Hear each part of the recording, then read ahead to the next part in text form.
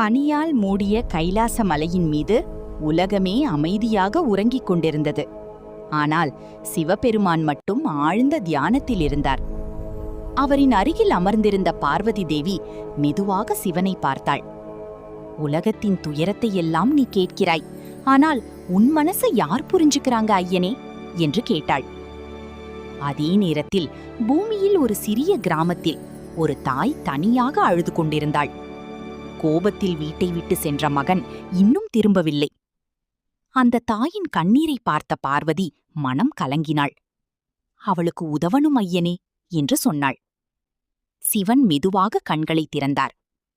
கோபம் மனிதர்களை பிரிக்கலாம், ஆனால் உண்மையான அன்பு ஒரு நாள் மீண்டும் சேர்த்துவிடும் என்றார். அடுத்த நாள் காலை அந்த வீட்டின் வாசலில் மகன் நின்றிருந்தான். கண்களில் கண்ணீர்.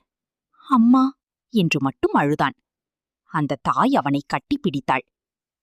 கைலாசத்திலிருந்து அதை பார்த்த சிவனும் பார்வதியும் மெதுவாக சிரித்தனர். ஏனெனில் உண்மையான அன்பு எப்போதும் தோற்காது.